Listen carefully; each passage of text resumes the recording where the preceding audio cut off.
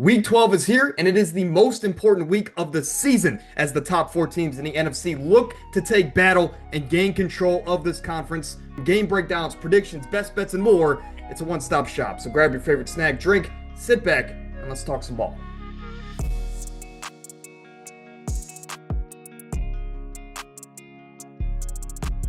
Seattle Seahawks at 7-2. They've won 4 straight games. They have a top 10 offense and defense. Headed to Los Angeles to take on their division foe, 7-2, 4 straight wins, LA Rams. The Seattle Seahawks are 4-0 on the road this season. The Rams are 3-1 at home. Darnold, over the last 2 weeks, Amir, has completed 86% of his passes. That is video game numbers, and I don't even know if you can replicate that. Wow. And on the other side, Matthew Stafford has had 13 touchdowns and 0 interceptions over the last 3 games. So, Amir, I want to ask you this. In this key NFC West matchup, which defense can have a bigger impact on the game and I guess ruin the other quarterback's rhythm? Because at the end of the day, I think whoever can do that more is going to win the game. So defensively, I think Seattle is better slightly. I think them being ranked ninth, the numbers are a bit skewed because they blow teams out and teams, get these garbage yards. Yes, it's But based on yards, to clarify. right. And so I think this is a game where this is going to be an absolute shootout. This is going to be like a 34-31. This game is going to be similar to when Tampa Bay and Seattle faced off about 5, 6 weeks ago. This game is going to be a lights out, lighting it up. And honestly, you brought up a great point. Stafford this past 6 weeks has thrown 20 TDs and 0 picks. I mean, he has been great. I think it's not talked about enough why he should be in the MVP convo. He was my fifth best quarterback in the NFL going into this season. Yeah. People call me crazy. He's still elite. And this is the third year in a row where, their team has dealt with some injuries and he's responded perfectly, except now. I mean, Devontae Adams and Puka both should be healthy come playoff time. Defensively, they're even better than last year. Once again, I think this is where they win a huge game against Seattle. I think Seattle's momentum hits a brick wall right here. I'm not going to say it's going to ruin the momentum for the rest of the season, but I think this is the game where the Rams take that first spot in the NFC West officially. Yeah, I agree with everything that you just said, and I will say this: this game had my heart torn because I've been raving. I've been behind the Seattle train all season long, but as you know, Amir, my favorite coach is at home in this one in a key matchup, and it's a 50-50 toss-up. I'm going to roll with my favorite coach and the veteranship that the Rams have on that side of the ball. So, Sean McVay, I agree with you. We'll get a win in that one. Now, let's go to this Sunday night's game. This is the game of the year. This is the best primetime game for the remainder of the season. So I'm telling you, it just seems like a meaningless Week 12 game, but this could very well decide who gets home field come playoff time in the NFC, and it could also decide again who we decide kind of is the best team in the NFL. On one side, the Detroit Lions come into this game 3-2 on the road. They've just come off a bounce back win. And for Philly, they're 3-1 at home this season. They've won 3 straight games. No, it has not been pretty. As you see, they have a bottom 10 offense based on the numbers. But they're 7-2, finding ways to win with all of their star players either missing some time in different stretches or them just not clicking on all cylinders. Amir, your thoughts on this and Sunday night matchup because I could see so many different scenarios happening. I could see this game going in so many ways, like I just mentioned. I could see, honestly, I could see this being just like a nasty offensive game where both defenses play good, and this could be just like a dead still game. I could see, a game where finally, Philly decides to open up their pass game, and it's an absolute shootout. I could see a game where it's just back and forth, and like this is going to be a great game. I'm leaning a little more towards Philly, and I'm not confident in it. I think -2.5 is too big of a number. I think this should be like a -1 spread. I think this is 50-50. This is like a 55-45 to me. I'm going to lean slightly towards Philly. I just think the injuries defensively for Detroit is a bit too much. And also for Philly, too. As disappointing as the run game has been this year, and that was one of my biggest concerns going into the season. I thought last year they ran Saquon to the ground. I think this year is no way in hell they're going to be able to get him to rush for 2,000 yards again, give him the ball 20 plus times again this year. But I just think the ceiling for this team is still extremely high, and their lows have not been as low as Detroit. Detroit's lows have been really, really low. I think the injuries on defense, the injuries up front, Sewell still is not healthy at all. I just think this is a game where Philly will find a way to barely win, but not by much. And honestly, you never know. I think before the game, I might even end up switching to Detroit. I think it's that close. Yeah, it is definitely that close. And I think, every year we talk about Jared Goff. He struggles in prime time, struggles on the road, at least outside of Detroit. But this year, I think that's kind of changed. I mean, some of their Hmm. big losses have come at home to like the Minnesota Vikings a few weeks ago. But in this matchup, man, like you said, I think the defensive injuries to Detroit is going to be the biggest I guess difference in this game. For Philadelphia, we still haven't had a Saquon game. And yes, I know they're lightening his load this year, but we haven't had that game where he rushes for 150, 200 yards like he did so many times last year. And eventually, though they are coming off a Super Bowl, you got to think that this offense starts clicking on all cylinders heading into the playoffs. I think that, like you mentioned earlier, this is going to be more of a defensive game. I think everyone's going to want to rush to take the over on the points. I think it's going to be like a nasty 20-13 kind I of a think it will game, too. last drive kind of an effort from either team that comes out and wins it. But Philly, they're 7-2. I think that they win this game, and I can't bet against them until they really start to prove me wrong. So Philly gets a big one at home, potentially snow in this one. So interesting to see how Detroit adjusts to that, given that they play indoors for their home games. The teams that are on bye in Week 11 are the Indianapolis Colts at 8-2 and the New Orleans Saints at 2-8. Now, Amir, obviously, two of these teams are heading in two different directions, right? The Saints are heading to get Caleb Downs, and the Colts are heading to maybe make a deep run in the playoffs as they just picked up Sauce Gardner for 2 first-round picks, which, by the way, I want your thoughts on here. We know who needs this bye week the most, given their playoff hopes and dreams this season. But overall, I just want your thoughts on that Indianapolis Colts blockbuster two first for Sauce Gardner kind of a trade because he got traded there, and well, he kind of gave up a huge touchdown to Drake London right away. Sauce is great, but in today's game, where the game is more offensive minded, is more tailored to offensively how quickly advancing offenses are going. We kind of saw some promise 2 years ago where every quarterback in the league in 23 just played terrible, and defenses were like absolutely historical. Including like the Ravens and Browns, right? But just in today's game, the peak for corners are just so short. It's just crazy in today's game. And we've seen a noticeable regression in Sauce these past few years. And I just don't think 2 first-round picks are worth Sauce Gardner. I just don't think. I think it's only a few select defensive players in today's game where 2 first-round picks are truly, truly worth it. And I think Sauce is not one of them. And honestly, I thought they were sort of in like panic mode. Like, we have to make a trade defensively to kind of boost his defense up. But I just don't think them trading for Sauce is going to really just boost his defense up and just like and propel them so much to where they're going to be favorites for me. To be truthful, they have a gauntlet after this bye week, and Yes. they kind of list off the schedule.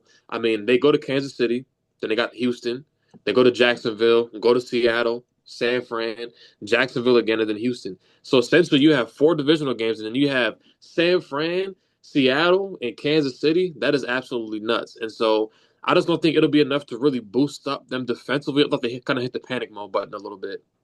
Now, I want to ask you this about the Colts. Obviously, they have a pretty good roster on both sides of the ball, and at the bare minimum on the Sauce Gardner trade, you've been kind of going through this roulette of okay cornerbacks. You finally got what you think is your ace, your guy that you can line up against the Nico Collins of the world, the Brian Thomas Juniors of the world on a week in and week out basis. So I can see the upside with Indianapolis, and again, a fresh start could be all that he needs. But I want to ask you, Amir, on a scale of 1 to 10, 1 being the least like the Saints and 10 being, well, the Chiefs, how much of a chance would you give the Colts given this current roster with Daniel Jones running the helm? How likely do you think they can go out there, run through this gauntlet, and win the Super Bowl? Honestly, I would give it.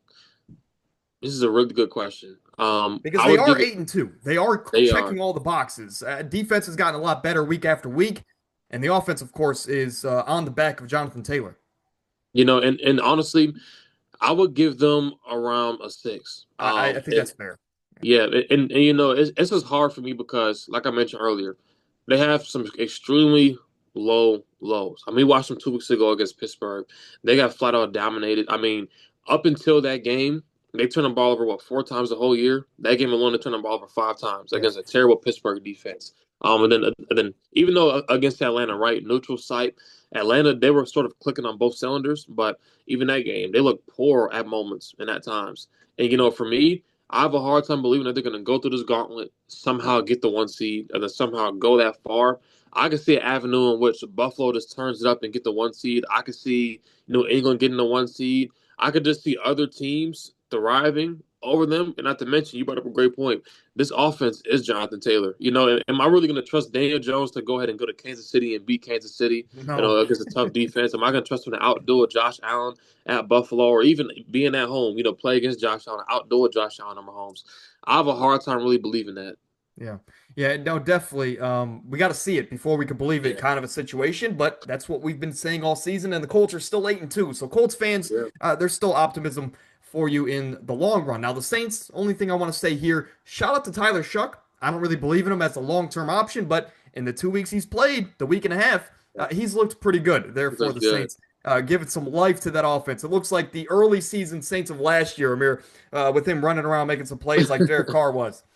Now, last week, I had the opportunity to tie up a mirror on the season. Going into Sunday night, I had Pittsburgh getting a win against that terrible Chargers line, but Justin Herbert just put the team on his back, and Aaron Rodgers and company couldn't move the football. So I'm still a game back.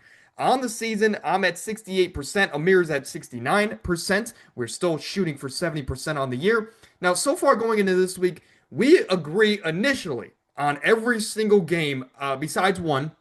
But like Amir mentioned earlier, there's so many games that are a coin flip and they can be switched right before kickoff. So again, look into the comment section if you want to see the updated picks before kickoff if we make any changes. Now in the early slate, you see all of our picks here. The only game we disagree on as of right now is Tampa going to Buffalo. Baker Mayfield as a 6-point underdog. You always like Baker as an underdog. That's when you want to bet on him and pick the Buccaneers to win. If Chris Godwin is healthy for this game, I like the Bucks on the road because that Buffalo defense, it's not great, right? And if this turns into a shootout kind of game, I trust Tampa Bay more than Buffalo, even though Buffalo is at home. However, if Chris Godwin's not healthy, it gets a little bit more murky. And if Tess Johnson is the secondary option in this offense, I think Buffalo rolls in this one. Amir, your thoughts on that key early slate Sunday game? So I don't know what Vegas and what these analysts, have knowledge wise more than us, but Buffalo should not be -5.5 favorites in this game. Yeah. I think that spread is way too big. I think it's something fishy going on. But with that being said, I think Tampa Bay covers the spread, but Buffalo wins. And for me, it kind of reminds me last year, right? Where Buffalo backs against the wall. Joe Brady just gave the keys to Josh Allen. I think this would be a game similar to last year. I'm not going to say like the Rams because I I mean, was gonna all say bites this is aside, about when that he started to play the Rams, and he had that exactly, crazy performance. exactly, and I'm not going to go as far as to say it's going to be similar to that game because that might be the greatest game I've ever seen to this day. But I Yeah. could see him throwing for like 3 or 4 touchdowns, putting the team on his back. This being an absolute shootout. This is a game where I want to inject it right in my veins. Both defenses suck. Both quarterbacks are elite. Both quarterbacks can light the house up. I think this would be an amazing game. But I just think this is a game where Josh Allen's going to be pissed off. Buffalo's going to be pissed off. And I just think they're going to come out on top. Absolutely, because again, Sean McDermott, I think his job is on the line if they don't make at least the AFC title game yet again. So you need to start putting yourself in the best situation possible to get the 1 seed, because I think Buffalo needs the 1 seed more than any team at the top of the AFC conference, at least as far as this season, given their defensive problems. Now, in the late slate, we agree yet again on every single game. Amir, Kansas City's going to Denver. Bo Nix and company have won 7 straight games. It's not pretty, granted, but they are finding ways to win, and they're doing it really on the back of Troy Franklin offensively. Defensively, again, they're showing up. Offense, you would hope eventually can turn it around, but we both have Kansas City getting a huge bounce back win here on the road in Mile High. Your thoughts on that one quickly? I think this game is interesting because when you look at Denver and their record, they should win this game. Denver, when you look at the record, they should be a top 5 team in the league. I don't think neither one of those are true. I think Denver are frauds. I think they're terrible. I think the offense is terrible. I'm not going to say they're terrible, but offensively they are so trash. And Yeah, they brought it up last week. J.K. Dobbins in an interview said their offense is not doing the defense justice, which I completely agree. if Surtain doesn't play, I think Kansas City for sure wins. If he does play, I think Kansas City still wins. It does not matter. I'm taking Kansas City off the bye week on the road. I mean, just to kind of just lay out some of these past few games, right? Last game against Vegas, it was 10-7. They barely won against Houston. 18-15. They should have lost that game. Yeah. Stroud got hurt. Yeah. Against Dallas, they won that by 20. But then against the Giants, they were getting smoked by Jackson Dart at home. They should have lost that game. They barely beat the Bo Nix Jets. magic. Seriously, and they barely beat the Jets. And I think Justin Fields had like 50 yards passing.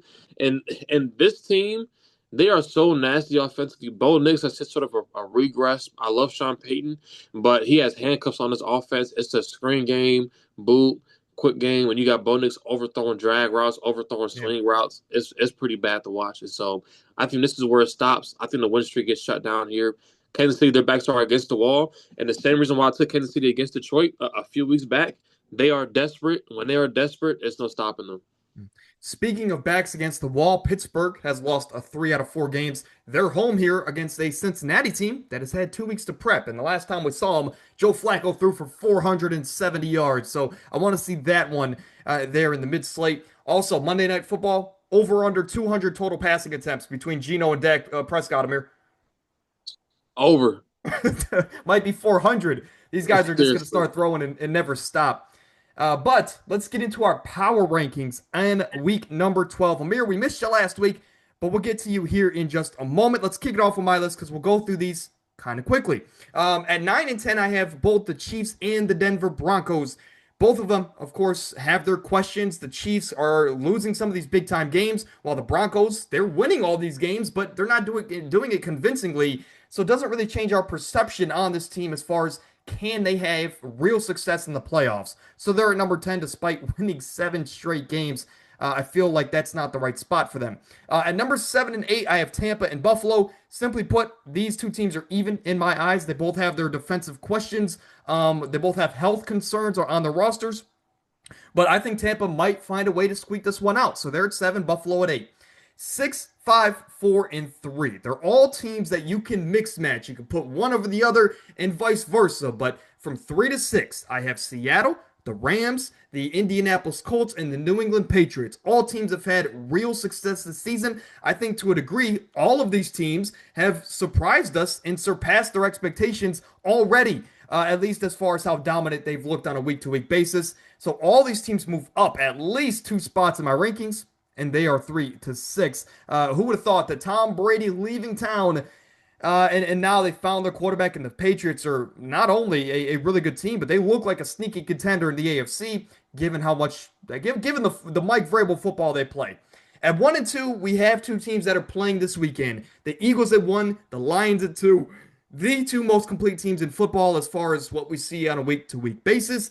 It's a huge matchup this weekend. Whoever wins will control the NFC come playoff time more than likely. But Amir, you have 3 teams at the bottom of your list that haven't looked dominating. They haven't convincingly won a lot of their games this season. So your thoughts on these bottom 3?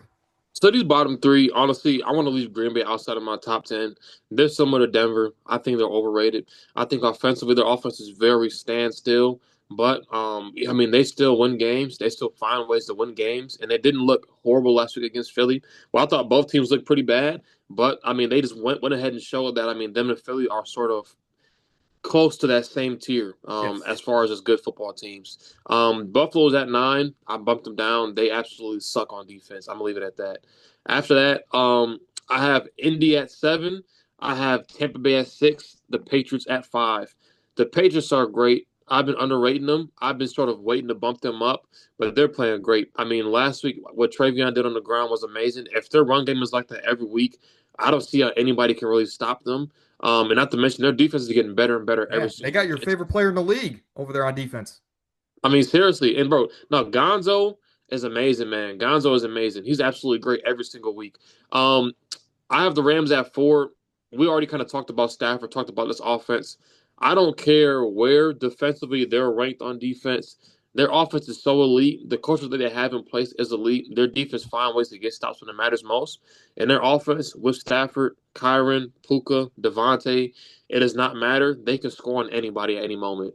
And to kind of talk about Seattle, it's funny because I was still focused on Seattle in my rankings to where literally off rip I put them at two. I'm making my list, and I was like, I completely forgot to put Detroit Yeah. at two.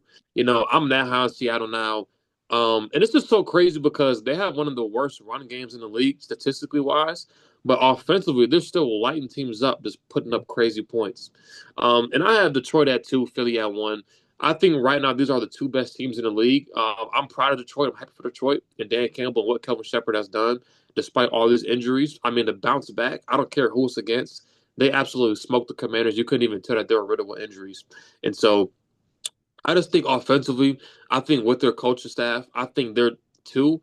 I have Philly at one. This week will determine who's one and who's two, in my opinion. Yes. But Philly, this has been probably like the nastiest one in my power ranking in a very long time. I think in the past few years, this has just been just like a weird year, and I'm not confident putting Philly at one. But quite literally, I don't think any team underneath them has been better anyway. Yeah. So that's my top 10.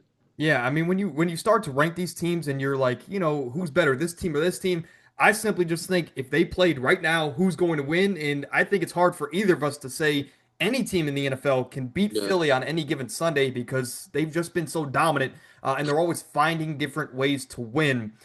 But Amir, I'm just going to say this: if Detroit loses, Seattle's going to be my number two if they find a way to win. Yeah. On that train all year. Let's get into our best bets going into week number 12. And yes, you see it on your screen. That is Jameis Winston of the New York Giants. And he is slated to start this week, as of this morning, for the Giants at home against the Green Bay Packers this week. Now, last week wasn't pretty for myself. Amir, you jinxed it. You didn't show up to the show and I struggled. So you took the lead you swept your player props, by the way. Game lines, you did get back up to 500. But overall, if you combine player props and game lines, we are exactly the same record. Go figure. Let's get into our favorite game lines on the week. And to me, I'm going back to that key, pivotal Seattle Rams matchup that we've talked about so many times. And I'm going to go with the over 47.5 when you can find this line on the majority of your sports books. Some books it is 48.5, and I still like that over. But on ESPN, they're being a little bit more lenient. But overall, I can see this being a 28 to 24 kind of a game. Really comes down to the last possession or so. Both offenses are just going at it because these coaches know each other, fairly well, given that they've played now for two straight seasons. It's a huge game. Winner controls the division going forward, and also they might control the conference going forward. So over 47.5 in this pivotal NFC West matchup. Now, Amir, you're going back to this Kansas City matchup, and Patrick Mahomes is 13-1 in his career against his opponent. Okay, I just want to say 47.5 is way too low in my opinion. I think this is almost in like the 60s. I think this is an absolute Dude, shootout. I think it could be like a 34. Like this could be the best game of the year. I mean, seriously, I think I'm gonna take the alt line for like 52.5 over. I love this. I love that play. I Yeah, should have stole that as my best bet. yeah. But for me, I have Kansas City minus 2.5 at Denver. I love the spot. Denver looked terrible at home last week. They've looked terrible at home for the past like 4 to 5 weeks, in my opinion. Um, I think this is a game, like I mentioned, Kansas City, they're desperate. The same reason why I took them against Detroit a few weeks back. They're desperate, backs against the wall. And with Kansas City, with Mahomes, when they're desperate, I'm taking them to win. He's covered this. So in the last 10 of his wins, he's covered this in 10 straight wins. Yeah. And he's covered it in all five of the wins this year. Absolutely smoking this spread. Like I mentioned, I think Denver's offense has been terrible. I think Bo Nix has been terrible. He's been turning the football over. I think this is a game where Kansas City, I think they could honestly dominate this game. Yeah, great bounce back spot. And again, Mahomes doesn't really feel the effects of going into mile high, Yeah. especially Hey, when Patrick Pan's not going to be out there. I also want to say a play that I absolutely love that I didn't catch until before the show is Miami minus 2.5. I love that play. That's Miami scares me. And Yeah. I they were my biggest fade team coming into the year, and they still scare me despite how electric that offense has been the last couple of weeks.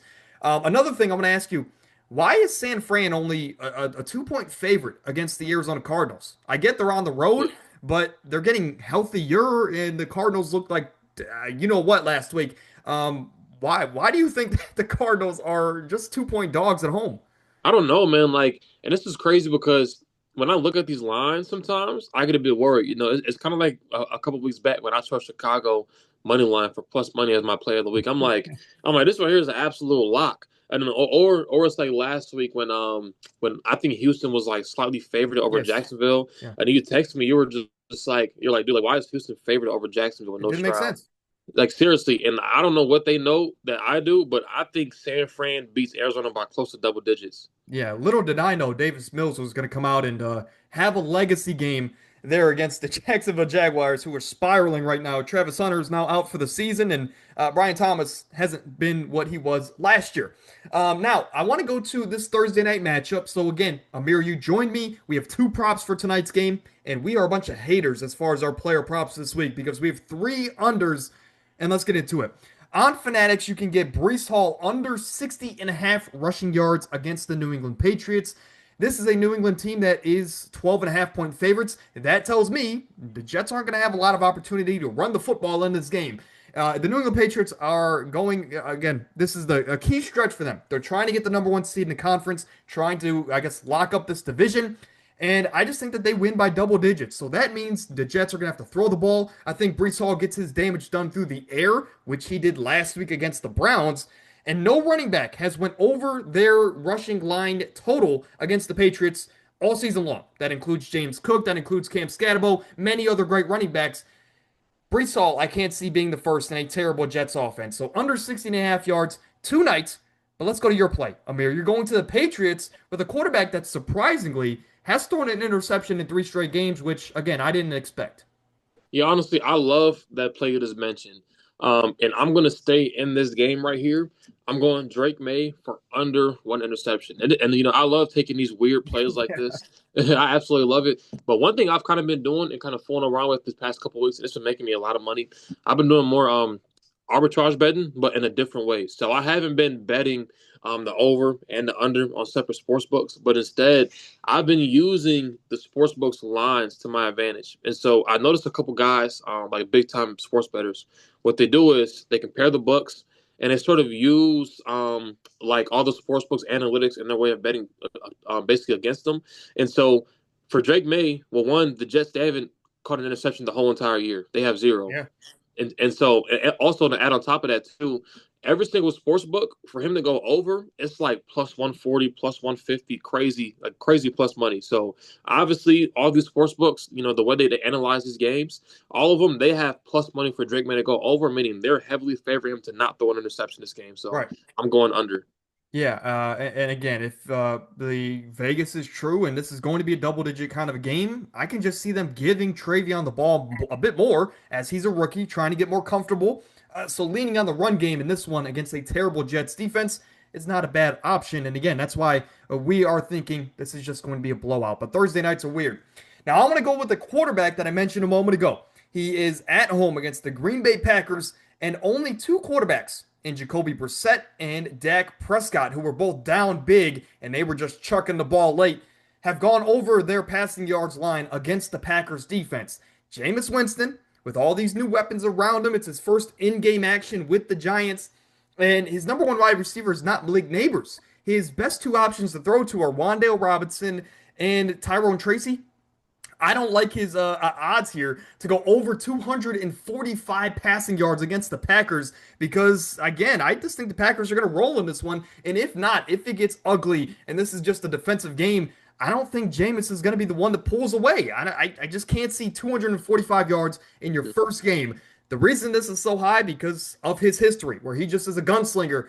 But again, if the Packers are able to hold so many other great quarterbacks in check, I can't see why they can't take advantage of a turnover-prone Jameis Winston.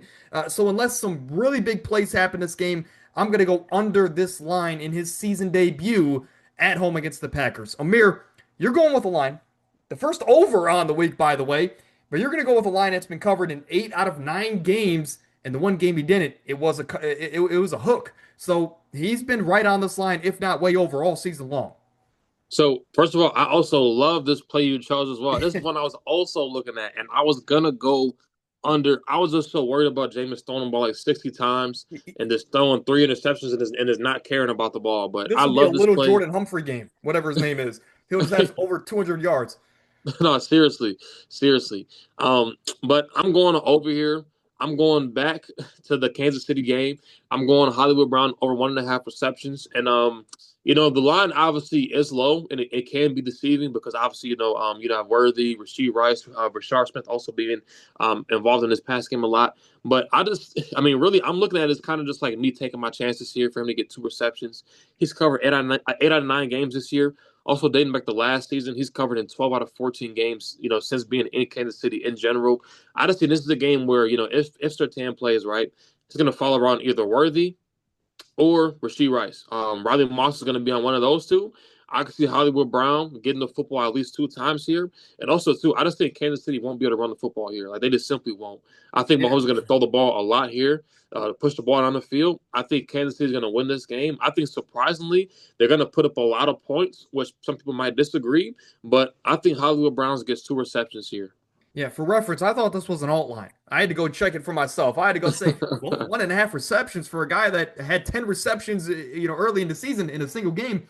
But yeah, I think now he's entering the category in the territory of being like this year's DeAndre Hopkins for the Chiefs, Mhm. where, big name, right? We know what he can do if he's featured, but due to the weapons around him, he's kind of just a secondary option. And Yeah, Marquise Brown can either give you 6 receptions on a week or zero. But again, he's been very steady, getting at least 2 receptions yeah. in almost every game this season.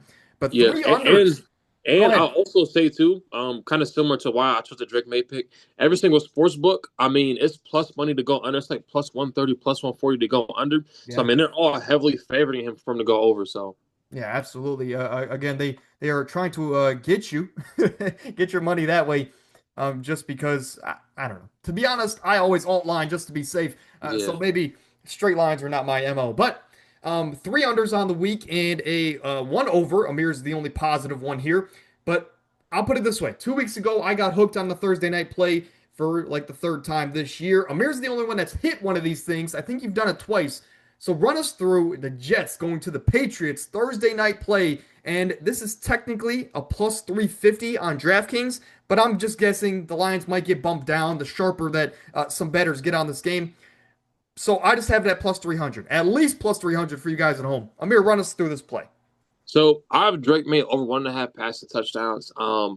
Usually when a guy is on a hot streak and he gets, he's hitting his line consecutive weeks, like Drake May's hit this for 5 straight weeks. I want to just stay away from him because eventually he has to go under. But I love this year. I think they put up a lot of points on this terrible defense. He's covered this line 8 out of 10 games this season. I think he goes over. We just need two, Drake May. We just need two. Um, I like and it. I have Brees Hall for the exact reason why you mentioned it. I had no idea no running back has gone over their line this year. I think I remember a few weeks ago you kind of brought that up. But Yeah, I I took think he goes Rashad White under. under 40 this past week, and it hit. That's crazy. And I think he goes under here. I mean, the Jets offense is so terrible. I think this is another game where Fields throws for like 70 yards, 50 yards. Brees Hall can't run the football. They get shut down.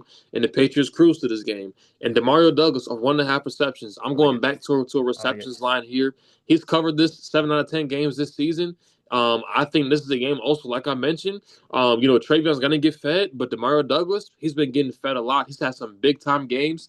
The only games he's gone under has been it's been 2 blowouts of the one game against the Browns, against a great defense. And so I think he gets 2 receptions here. Yeah, absolutely. Again, Kayshon Boutte has been dealing with some knick-knack injuries, and that means that the big play guy is going to be Demario Pop Douglas.